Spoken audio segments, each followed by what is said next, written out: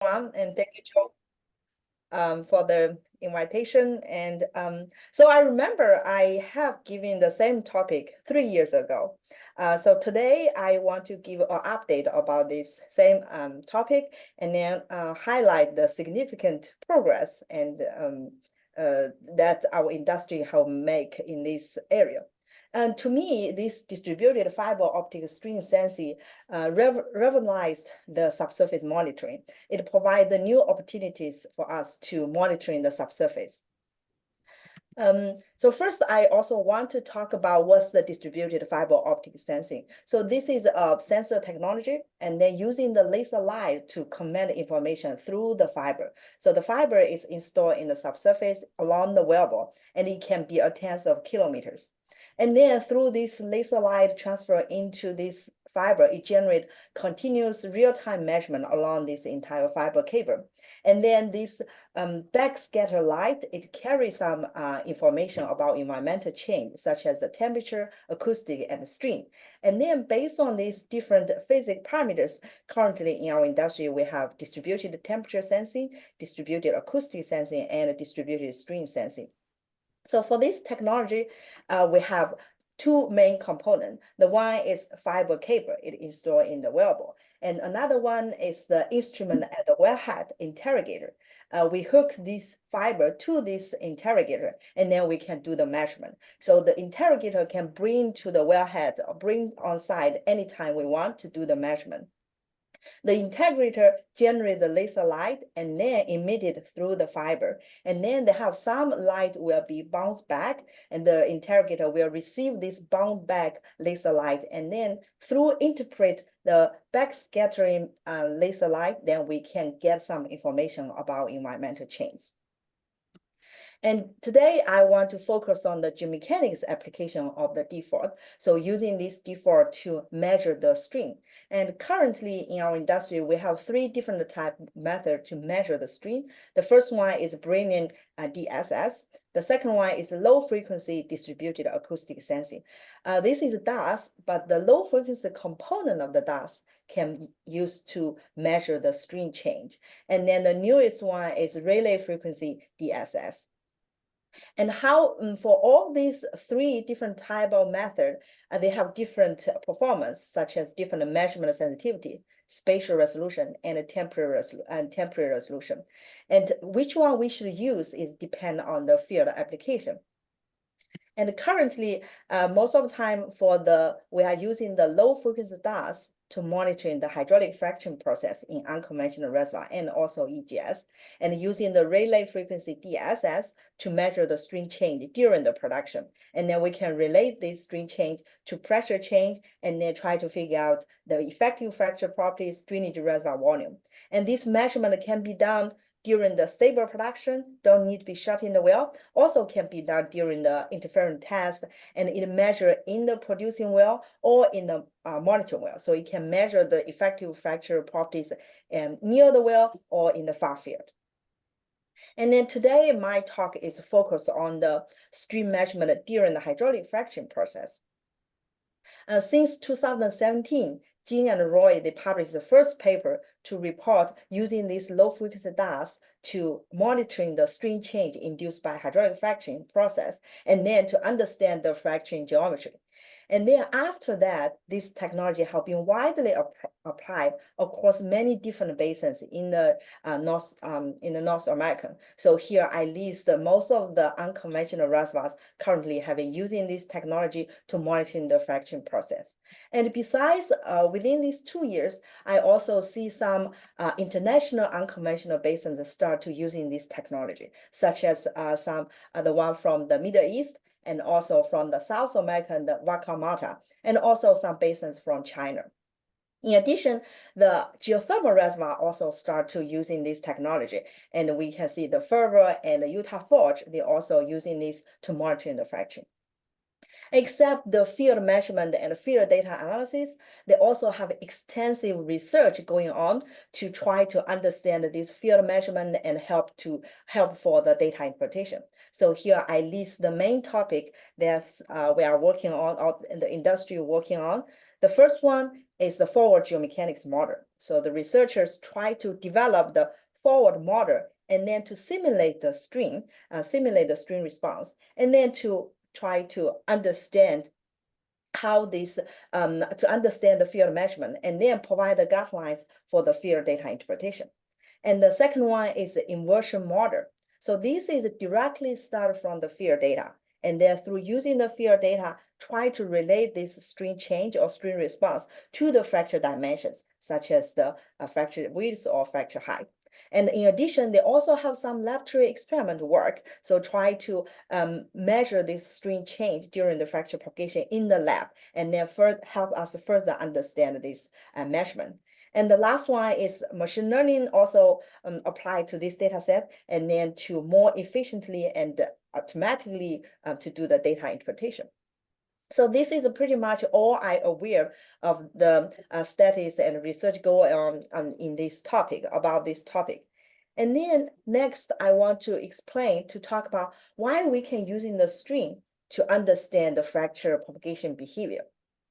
So as we know, when the fracture propagate, and then the open of the fracture will squeeze the rock around this fracture and generate some rock deformation. And then around the rock, around this fracture, we'll see that have three displacement change. The displacement change in all the directions around the fracture X, Y, and Z. And also they have 6 stress change. This is known as the stress shadow. In addition, there are also 6 strain changes around this fracture. And then the fiber can measure this strain change. Based on this strain change induced by fracture, then we can interpret how the fracture propagate.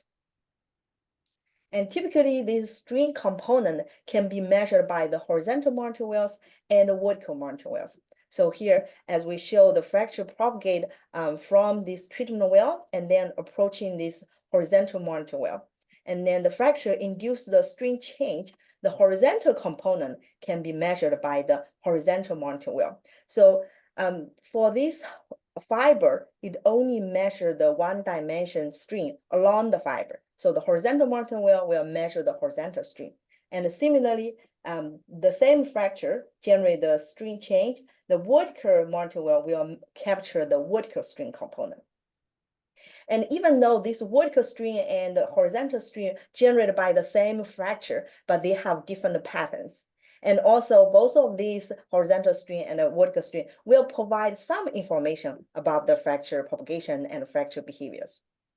So today I will be talking both of these strain response generated by the fracture propagation. So first, let's look at the horizontal strain monitored in the horizontal monitor well. So here, this is a treatment well, and then this is a fracture. What you're looking at is a map view, and this is a monitor well. As the fracture propagate, ahead of the fracture map view, we'll see some extension ahead of the fracture tip. And then this extension will stretch the fiber in this monitor well. We'll see some stretch extension on the fiber. And then as the fracture is getting close to the fiber, this extension is increased, gets much more larger and larger as the fracture approaching this monitor well. And then once this fracture hit the monitor well, right on this hitting point, we'll see extension because the fracture is open.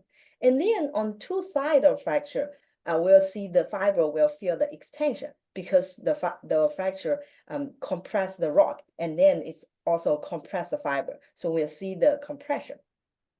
And then as the fracture propagate away from this monitor well, right on the fracture still extension, and on two sides is compression. And then when the pumping stop, the fracture start to close, then we'll see right on the fracture is compression, and on two sides is extension. So everything is reversed. So this stream measured along the fiber, typically we can visualize in the waterfall plot. Then the x-axis is the time. So this time is aligned with the hydraulic fracture propagation time, aligned with the pumping time. And then the y-axis is a MD. So it's a measured depth along the fiber. As we just mentioned, we see extension and compression. So then in this waterfall plot, we also have two type of colors. Typically, we're using the red to represent the extension, and then the blue to represent the compression. And currently, we are using the low frequency dust to measure this string component. And then what I really measured is a string change instead of absolute string. And then typically we're using the string rate to play the waterfall plot and try to understand how fast the string change during this fracture propagation. So here the string rate means the string change over the time, over a certain time interval. And here, this is the field observation, and this is a modeling result. This is a simplest case with a single fracture hit. And then here we can see first is as the earlier time, x-axis is the pumping time. In the earlier time, we see the extension. This is a heart-shaped extension with the fracture approaching. And then once the fracture hit the monitor well, then this pattern is suddenly changed from the extension to compression. But right on the fracture here, we still see the extension. So we see this extension stripe. And then as the fracture propagate away from the monitor well, we'll see some extension change become smaller. And then once the pumping stop here, the fracture start to close and everything is reversed. The compression is changed to extension. And then right on the fracture, extension change to compression. So this indicate the fracture is starting close. So from here, we can see no matter field observation and modeling result, for single fracture hit, we can see the very clear patterns of heart shape, the extension zone before the hit, and then after hit, we see the extension, the red stripe with the compression. And then here, this is just a movie as the fracture propagate. Here in the monitor well, we can capture this string response, this very typical string response in the monitor well. And then as we know, typically we have multiple clusters in the same stage, and then it will generate multiple fractures propagate simultaneously within the stage. And then most of the time, it can generate multiple fracture hit in the monitor well. So here, this is an example for the field case with 3 fracture hit. And this is a modeling result with 3 fracture hit. And in this ideally modeling result, we can easily see this 3 heart shape. And then also the heart shape with the red stripe surrounded by the compression. From here, we can easily identify the 3 fracture hit numbers and then the hit time. The dashed line is indicate the hit time. And also based on the MD, then we can identify the fracture hit locations. And then when we look at the field observation, sometimes or most of the time, we cannot see very well-defined heart shape, but we most of the time we do see this extension zone. And then from the extension directly change to compression and then this red stripe. So here we can still identify the 3 fracture hit. And also for these 3 fracture hit, most of the time they will overlap together. So especially the extension and the compression, they will overlap together and put some challenge for us to identify each of these fracture hit. So how to distinguish each of these fracture hit will depend on the spatial resolution of the measurement and also the cluster spacing between each clusters. And here, this is another example, the field example showing the fracture hit in one stage. And when we look at this, we can easily see a big heart shape for one dominant fracture hit. And then others is all overlap together. And then when we zoom into here, the goal is we try to identify the fracture hit numbers, locations, and timings. Typically, we are plotting another 3 attributes and then help us to identify the fracture hit. So here, we plot another 3 attributes. The first one is maximum string rate across all the time along the measured depth. And the second one is summation of the string rate. And then the last one is summation of absolute string rate across the whole pumping time. And then based on these 3 lines, and plus the waterfall plot. So we try to identify the fracture hit. So for this case, we have 8 design clusters, and then the 5 fracture hit is identified within this string response within this stage. And in addition, we also see some string response or string change in the previous stage. So ideally, we should not see anything in the previous stage if they have no fluid leaking into previous stage. But we do see some extension opening in the previous stage, that's indicate some fluid is leaking from this current stage to the previous stage. This also means they have some issues of isolation, either because of plug or because of the cement. So this is the typical information we can get from this direct information we can get from this stream response.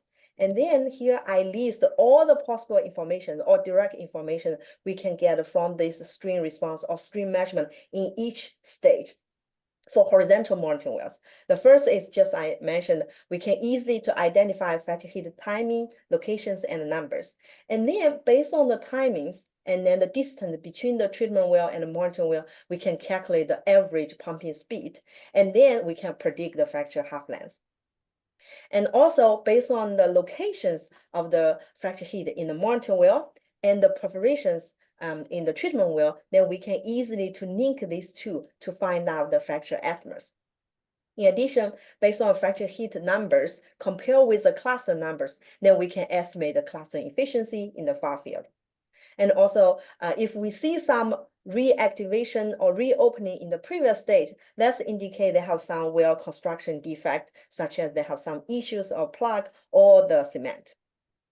And also, one of the new findings based on the pattern of stream response, I do not provide the plot, but based on the patterns of the stream response with or without hard shape, or with or without that extension zone ahead of the fracture heat, we can determine whether that's a new fracture or just reopening of pre-existing fracture.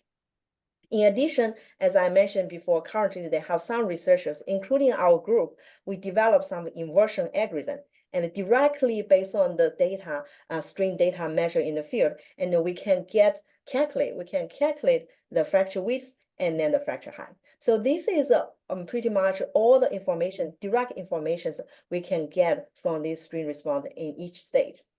And then after we get all this information, you might ask how we can using this information, how this can influence our decision, and then maybe help us to develop the reservoir. So here I list like 6 applications I'm aware of, and also I provide the reference here, so you can get the more details about how they're using this information to help them develop the reservoir.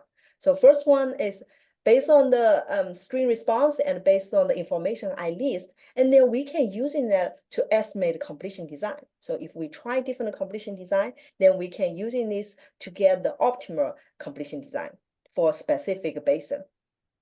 And the second one is we can evaluate the effect of parent well depletion. So as we know, there are many parent well existing in the basins, and then we can evaluate how this parent well depletion affect the infill well fracturing, and compare with some areas without parent well depletion, and compare with the fracture geometry, and see how this parent well depletion affect the fracture propagation in the infill wells.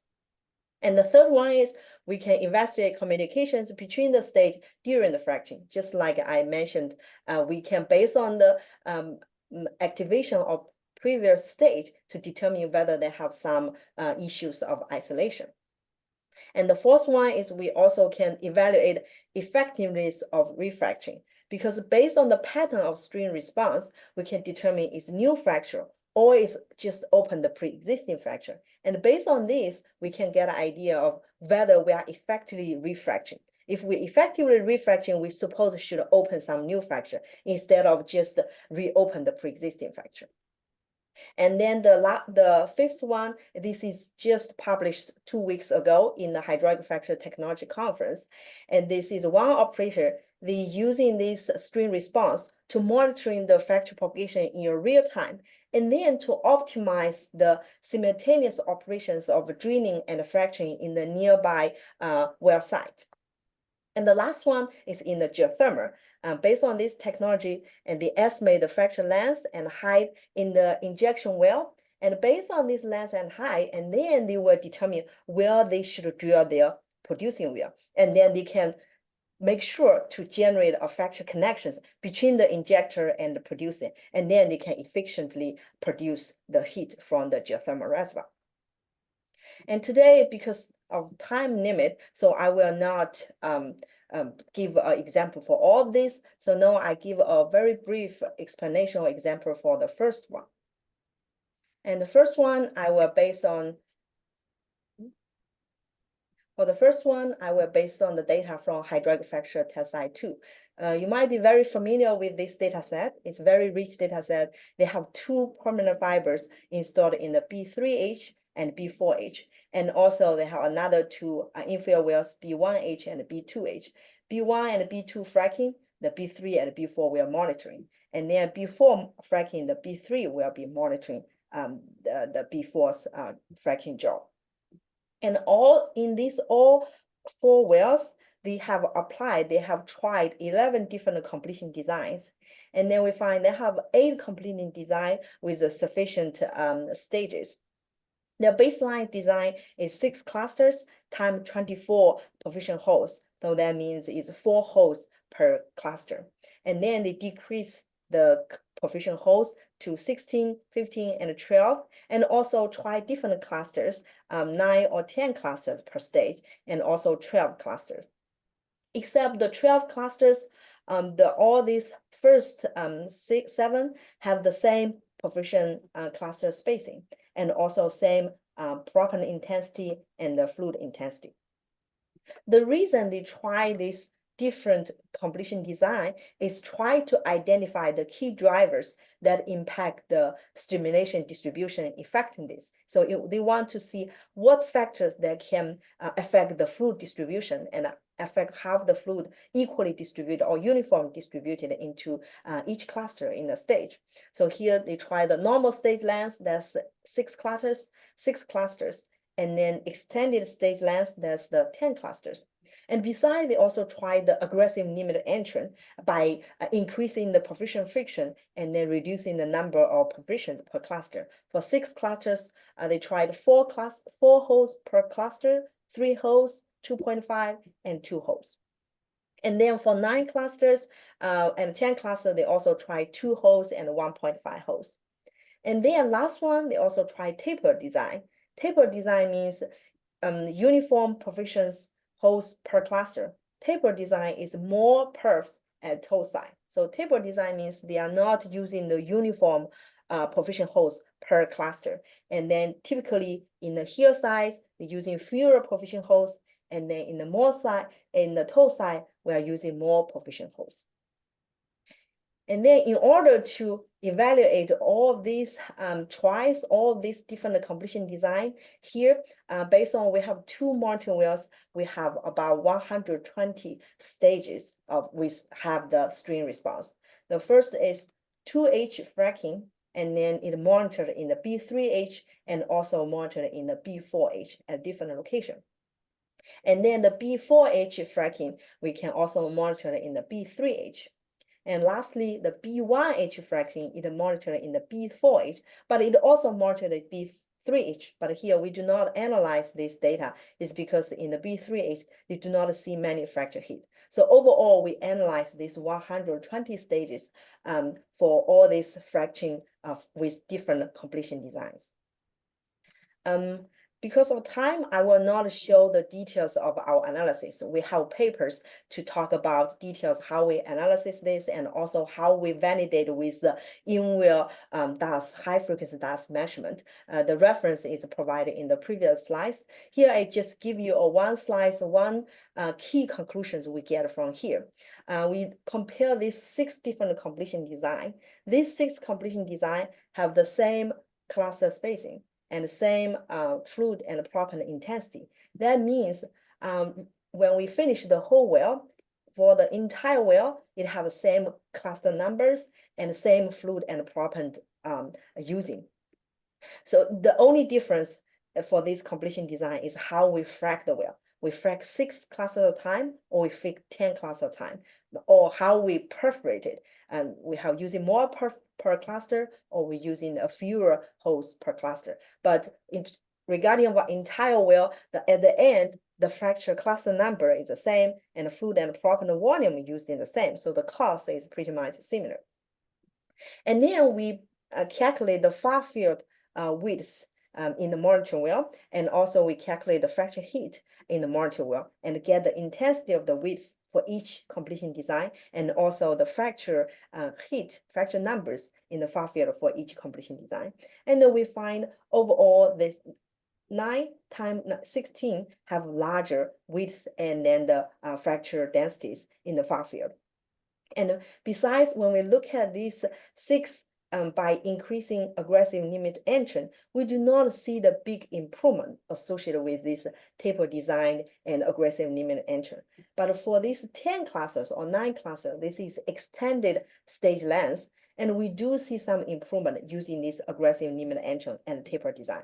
So the key conclusion we get here is for extended stage length, using this aggressive limit entrance or taper design, it do help us to improve the fluid distribution, improve the cluster efficiency. But for this normal stage length, 6 clusters, it seems like taper design and aggressive limit entrance does not have the big impact on this or improve our efficiency. We also compare this result with the same in-well measurement, and the conclusion is very similar. And also based on this, the optimal design, the first is 9, and the extended stage length is using 9 times 18 provision holes. And then for these 6 clusters, the 6 times 24 seem is optimal compared with other aggressive limited entrance designs. So this is about how we're using all this data from the horizontal, we're using the stream response from the horizontal monitoring wells and how we can apply this to help us to develop the reservoir. And then the next, I want to talk another very important topic and have a great impact on the field measurement is the fiber deployment. So here, typically right now in our industry, we have 3 different ways to deploy in the fiber. The first one is permanent installation. That means the fiber is installed outside of the casing and then it's embedded in the cement.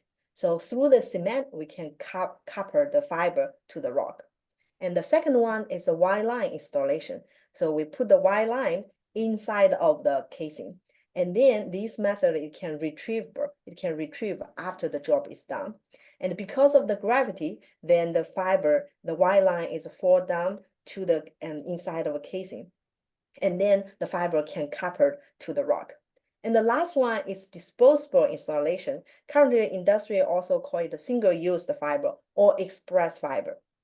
This one is through the water pump and then pumping the fiber cable into the wellbore. And then outside of this cable, they have some grooves. So the grooves will stick the fiber to the surface of casing and then copper the fiber to the rock. So from the permanent to wire line to disposable fiber, the coupling issue is getting worse. And that means this coupling have big impact on the data quantity, but the cost is decreased dramatically. So currently the industry is tend to using the disposable fiber.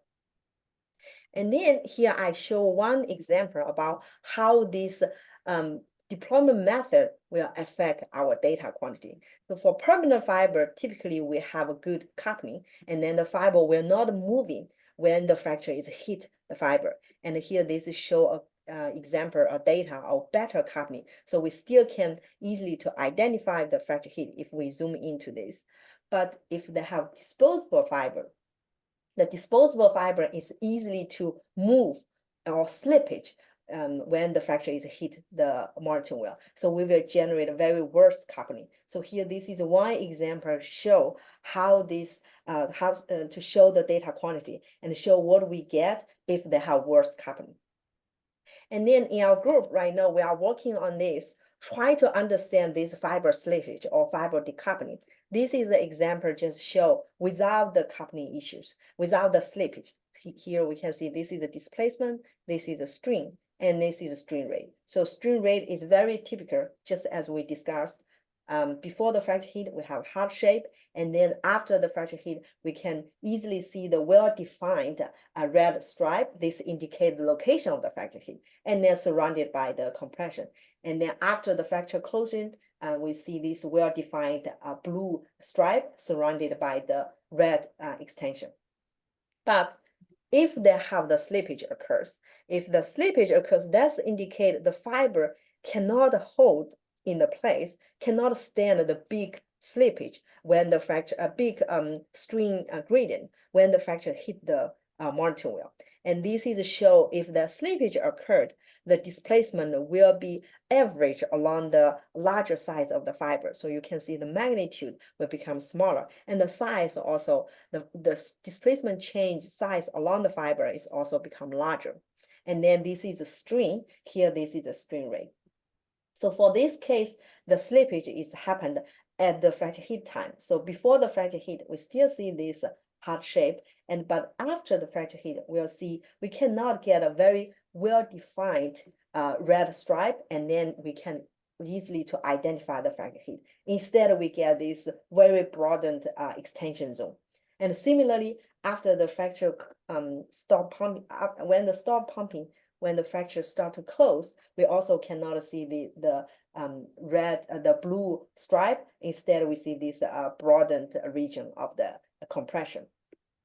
And then because of this, it will give us the challenge to identify exact fracture hit numbers, locations, and timings, and all the information I listed in the previous slides.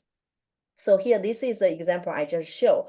This slippage size, you can see this extension zone is become like 800 feet. So it's too hard for us to identify where is the fracture hit or heart shape and so on. So now what we are working on is we try to simulate this. We model this strain response and plus the slippage. So we consider the slippage effect. So this is one of the model results. We try to match this field measurement. Overall, we get a good match regarding about the pattern. Since we don't have the raw data of this, so we are only match the pattern of this, but we can match this 800 feet slippage size. And then since we already modeled this, so we can remove the slippage. And then after we remove the slippage, then you can see for this type of strain response, the strain response without slippage, it should be looks like this. And from here, we can very easily to identify the heart shape and with that red strip, and then we can easily to get the locations and numbers of the fracture hit.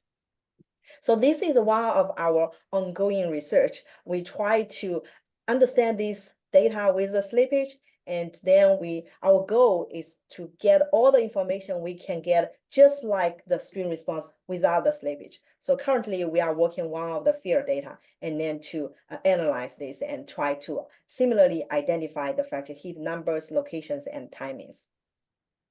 And then lastly, I want to talk about the strain measured in the vertical wheel. So as we mentioned, in the vertical wheel, we are measure the vertical strain component. And then here, this is a simulate strain response in the vertical wheel waterfall plot. The x-axis is still the timing, the same as the fraction time. And then y-axis is the locations along this vertical wheel, along the fiber. So it's a TVD. And here we can see the pattern is very different compared with the horizontal martin wheel. We cannot see the heart shape, but we do see some extension, compression, extension, compression. So this is the pattern we observed in the vertical martin wheel. And then we also can calculate the summation of absolute strain rate along the measure depths and changing with the time. And then we find when the fracture is just bypassing this vertical wheel, that means the distance, we have shortest distance between the fracture face and the vertical line. And then we see the peak of the strain rate, the accumulated strain rate. So this can tell us the fracture propagation speed if we know the distance between this vertical wheel and then the treatment wheel. And then here I just show one example, the movies from the fracture propagated by passing two vertical wheels. One is the distance is from 10 meters from the fracture face to the vertical wheel. Another one is 30 meters from the fracture face to the vertical wheel. And when we look at these two waterfall plot, overall is similar. We see the extension, compression, extension, but detailing we can see the pattern is not exactly the same. That means the fiber to fracture distance have some impact on the strain response and on this pattern. So we did some sensitivity analysis. We put the vertical wheels in different locations. 0 feet, that means the fracture is directly hit the monitor well. And 30 feet, that means the fracture spacing is away. The distance from the fracture spacing to vertical well is 30 feet, and then 100 feet and 150 feet. And then we can look at these patterns. We see extension compression, but as this mortar well is closer to the fracture, we see more complex patterns. We see more alternations between the compression extension and compression extension. And then as we move away from this fracture, we can see the pattern is becoming easier, and also the magnitude of strain response of strain change is also decreasing. So this is as we expected, because as we're moving away from the fracture, the change of strain will become smaller. And besides, this is after the pumping stop, the fracture start to close. And then similarly, when the fracture start to close, everything will reverse. Here, you can see from the extension will change to compression. Compression will change to extension for all these cases. And in addition, we put the fracture height, since this is a simulated result, so we know where is our fracture height and when the fracture height passing this vertical monitoring well. And then we find no matter for which distance, the fracture height is right at the boundary from this extension to compression. So that means based on this vertical strain, it can tell us the upper and lower tip locations of this fracture, and then how these upper and tip locations change when the fracture bypassing these vertical wells. So based on this, we do more research, and then we simulate different height. Here we simulate constant height bypassing the vertical well. So that means the fracture height is not changing when the fracture passing through this vertical well. And then another case is elliptical shape symmetric. So that means the fracture growing upward and downward symmetrically bypassing the vertical well. And the last one is asymmetric elliptical shapes. Mostly the fracture is dominantly growing up. Here we also put two monitor wells. One is closer to the fracture, one is a little bit far away. And the first look at the fiber to fracture distance is 30 feet. And then this is a strain response for different fracture height, constant height, symmetric height, equally grow up and down. And this one is predominantly growing up. And then we can put our simulated fracture height on top of this strain response. For constant height, that means height is the upper and the lower tip of fracture is not changing. And then this one is gradually changed symmetrically up and down. This is predominantly growing up. And we can find this dashed line is very consistently at the same location as the boundary from the extension to compression. And also we look at 100 feet. The pattern is slightly different, but when we put the fracture height on this, similarly, we find this fracture height is right at the boundary from extension to compression. So it's from the transition location from extension to compression. So that's indicated as long as we find this extension to compression location, then we can identify the upper tip and lower tip fracture height. So in order to quantitatively determine the locations, here we also accept this waterfall plot. We also plot the depth, what's the strain rate at any specific time. That depends on which time, the height, which time you want to get the fracture height. So here, the x-axis is a strain rate at a certain time, and the y-axis is along the vertical well. And then we try to find this transition location from the extension to the compression. And then this zero strain change location, let's indicate the upper and the lower tip location. And then we can get the fracture height at any time during this propagation process. And based on these findings, we also apply these guidelines to help us to figure out or to interpret the data measured in the vertical well. Here, this is a B5 pH. This is also the data set from the hydraulic fracture test site too. They have another vertical well with the permanent fiber. The B5 pH is in the middle of this in the middle of the B4H and the B3H. The distance is about 330 feet. And then to the B1H and B2H is the distance is 990 feet.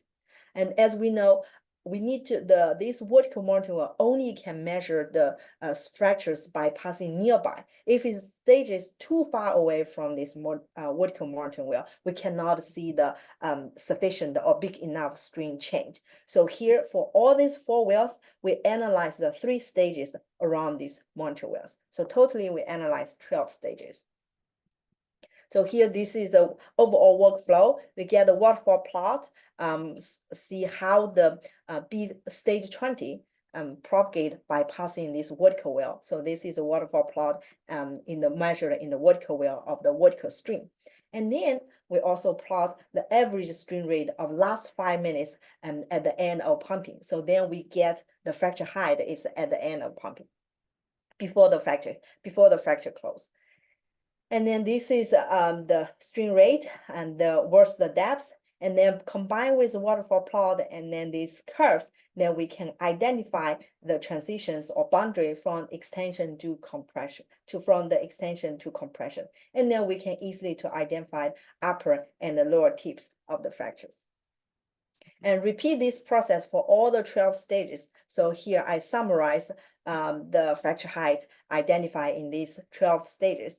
For the group 1, the distance is 330 feet in the B3H and the B4H. The color here is indicated different completion designs. And overall, we can see different same completion design give the similar fracture height. And then this one, group 2, is B1H and B2H. That means the distance from this treatment well to this vertical monitoring well is about 990 feet. And from here, this one, the B3H, B4H, the overall fracture height is about 2,000 feet. And then B1 and B2, the fracture height is about 1,000 feet. So this is as we expected, because the distance is increasing from 330 feet to 990 feet. That means the distance from the treatment well to the monitor well increase, then the fracture height decrease. And besides, no matter for which case, we can see the predominantly fracture is growing up, and then we have very small fracture height going down. So this 0, that's indicate the reference perforation locations in the vertical well. So no matter what kind of completion design or the well, the distance or the different landing depths, here we get a similar result. Its fracture is predominantly growing up in this Permian Basin. And then I want to briefly summarize my presentation. First of all, as I mentioned, this stream measurement during fracturing can provide much more details and new information about the hydraulic fracture propagation in the far field. And then this technology has been widely used in unconventional reservoir development and EGS. And here, these two, I list the key informations we can get from the vertical monitoring well and horizontal monitoring well. And based on this key information, then we can to do the further application and influence our decision and also help us to develop the reservoir. So with that, I want to thank you for your attention, and now I'm open to any of your questions or comments or feedback. Thank you, Dr. Wu. A fantastic presentation. And we do indeed have a few questions. I don't know whether you can see them, so if you can, I'll let you, but maybe I'll just repeat them for people that aren't looking at the chat. So Santiago is interested in exactly what you mean by horizontal strain. You mean only the corresponding diagonal component of the 3 components related, or the 3 components related to that direction? Yeah, so the horizontal strain means the strain along the horizontal well. So sometimes you need to, for example, the fracture, they induced the strain, the 3 normal strain, the strain in X and Y and Z, and the shear strain. And then you need to, based on the orientation of this horizontal well relative to this fracture, and then to calculate the strain along this horizontal monitor well. So the fiber is only measure this one-dimensional strain along the fiber. So since this is a horizontal monitoring well, so then I refer as horizontal strain. But this horizontal strain can be combination of a different component, component of the strain generated by the this fracture.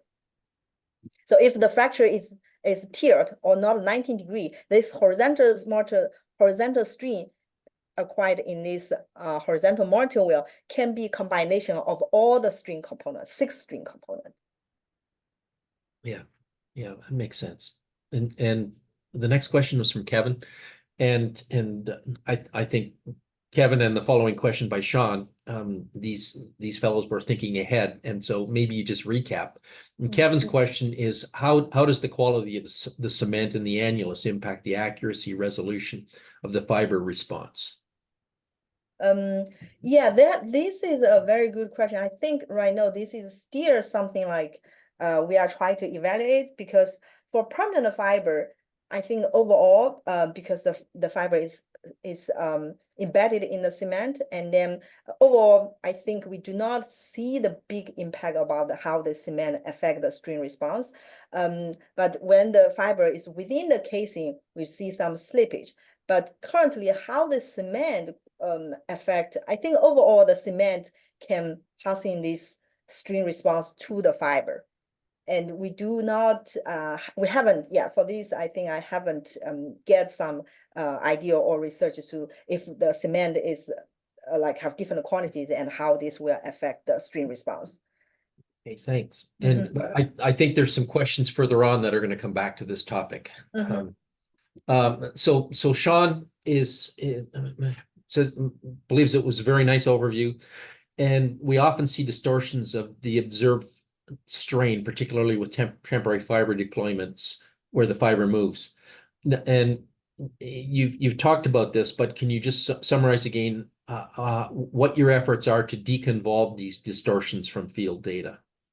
Yeah, so I think currently for disposable fiber, sometimes they can get a good result, but 80%, as I communicated with a lot of operators, they are using disposable fiber right now. Most of the time they get this kind of string response. That means the slippage. So you will not get this very well-defined fracture domain corridor, or we call it fracture hit. So you will see this kind of broad extension zone.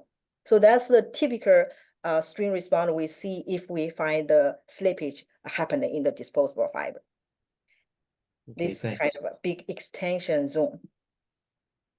And motion, he's bringing us back to cementing again. Are you removing the impact resulting from the difference in stiffness between the cement and the rock? No, we are not. So what we are working on right now is directly based on the stream we get from the fiber. So this stream might be not represent the real stream in the rock, but the pattern or the relative magnitude, I believe, is similar, because you can see based on what we simulate. What we simulate is the stream in the rock, but what we measured, or all the field data I show, is a stream in the fiber.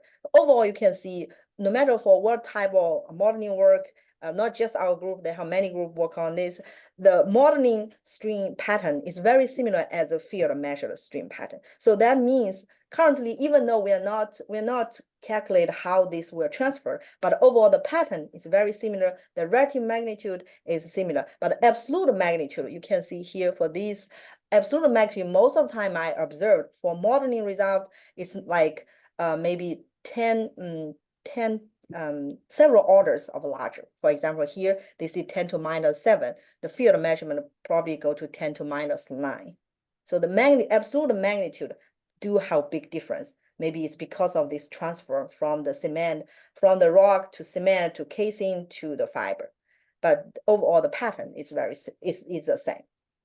I'm going to skip ahead one question and then come back to Sumit's.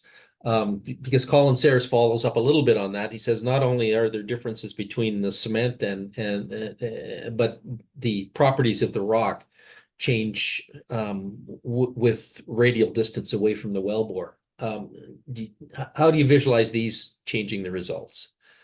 Elastic rock will differ from the elastic property in the far field. Yeah, that's right. Due to the strain change in the wellbore and the drilling induced fracture. Yeah, that's right. Sometimes they are not exactly the same. But based on what we currently see is we maybe this need a lot more research, because since this topic is still, I think is within 10 years, we had not go into that deep, especially go to the quantitatively, like a magnitude difference. Maybe the magnitude difference is affected by all this well bore draining induced for other fractures. But currently we are still working on try to interpret the pattern and quantitatively to get the such as the fracture heat numbers, locations, instead of get the exact fracture width. Even though right now we are using the inversion model to get the fracture width from this fiber string. That's what I claim is we want to compare the widths between different clusters, but the absolute width we provide, cannot be really represent the width generated in the reservoir, because we are not using the real string. The real string is we are using the string from fiber. It's not the string from the rock. Currently, we haven't figured out how big difference between these, or how other parameters will be affected. I think this need to require some more experimental work to understand how this fiber string compare with the real rock string. That's a fair answer. And maybe we'll go back to Sumit's question. And he wants to deviate a little bit and get you to talk about DAS and comparing DAS with wireline DAS. Yeah, compare with a permanent fiber and a wireline, most of the time I see the wireline doing pretty good job, and then we see wireline have sometimes have some slippage, but not as big slippage as the disposable fiber. Like I just said, disposable fiber typically they show very typical like broadened extension zone, but a wireline most of the time they giving similar kind of patterns with the permanent fiber. But the magnitude may be different. And then since we don't have like a data, we have both permanent and wireline. So we can exactly compare the magnitude between these two. But compare with the patterns from different wells, they are pretty similar. So most of the time, wireline does not have the big impact on the data quantity, especially regarding about the pattern. So a lot of people are interested in this slippage topic, and routing is interested in when you're simulating it, how do you get the inputs for the slippage rate? Yeah, that's a very good question. When we simulate it, we assume because based on some the theories published in the Michel from Halliburton, they provide some let me see, they provide some like magnitude, like typical magnitude of their disposable fiber. What's their maximum string gradient? But now what we are doing is we have field data. We analyze the field data, and then we actually can calculate the maximum string gradient directly from the field data. And then we're using that as the input to simulate it. Okay. Thank you. And Anthony's question, he enjoyed the talk. And have you used an extended Kalman filter along with the strain measurements to feed the information back to a forward model to obtain an updated inversion of the fracture evolution?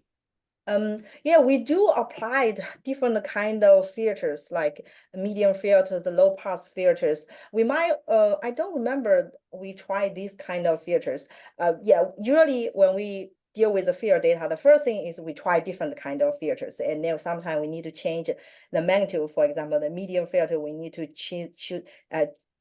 choose in different kernel size, and then to see how we can get how we can smoothing the data and then get a better quantity of the data. And then after that, most of the time we need to using filters, and after that pre-processing, we will put it into our inversion model, and then to get the fracture width, how it changing with the time to calculate fracture width. That's the typical process. We always need to do some filter, but we try different filter and see which one give us the better result, and then we will do the further analysis. And Colin, his question is, how does strain deduced from low frequency DAS compare with a direct strain measurement using the optical fiber? Do you have any experimental examples? Yeah, that's very good questions. For Low frequency does, I think, yeah, they do have the experimental work as I show, but that's not from my group. So I have not, I think they measure using the fiber, but they are not using some other type of measurement such as the like string gauge, and then can calculate the string gauge. I might can talk, this researcher actually is also from Texas A&M, is in our department. So I can talk to them, see whether they're using other type of equipment, other type of things to measure the string, compare with that using the low frequency DAS. But from their paper, I think they do not disclose that, but I can talk with them. I think yeah, this is a good question. We typically can compare using the gauge, so such as string gauge and then the DAS to see the difference between the string measurement. And then the final question, I'm not sure who exactly it is from, but how can you justify the generation of multiple 2,000-foot vertical fractures or height fractures, as was shown at HFTS? Yeah, that's a good question. I think when these data come out, people claim the fracture height is can reach 2,000 feet. I think the whole industry is kind of shocked, and most people is challenged this. They kind of don't believe the fracture can grow 2,000 feet. First of all, this 2,000 feet is critical fracture height. It's not really effective fracture height that will be contribute to the production. Actually, we do have some other type of data of stream measured during the production, and we find out the real fracture height contribute to the production is about 10% less. It's about only 10%, like around 250 feet. And then regarding about this 2,000 feet critical fracture height, and then we try to validate with other type of diagnosis. So here, if you can see my slides, we try to validate with the microseismic, and also we try to validate with the pressure gauge.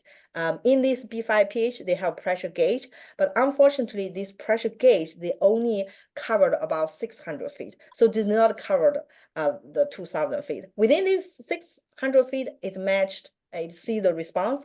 And also the microseismic, it does not, microseismic show is about like around here. This is top microseismic event. It also not consistent with what we see, but based on our modeling and theoretical understanding, we believe this string, as long as we have string change, that's indicate the fracture height. So here, I think we are pretty confident, at least with all the people we are working on this topic, with all the modelers, we believe the criteria we proposed, and based on that string change from the transition to, from extension to transition, that's indicate the upper and lower fracture tips. And this is kind of validated by several researchers from different organizations.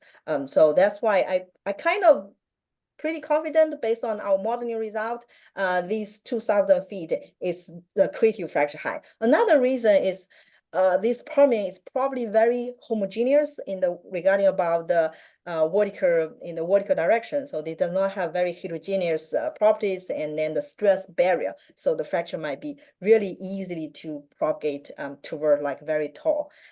Yeah, that's pretty much I try to validate this, and then in the future we need to see other basins. But for other basins, they might don't have 2,000 feet. This is only for Permian Basin. We believe they have 2,000 feet critical fracture height. But other basins they might have shorter, and then it depends on the formations, the heterogeneities, and the stress barriers.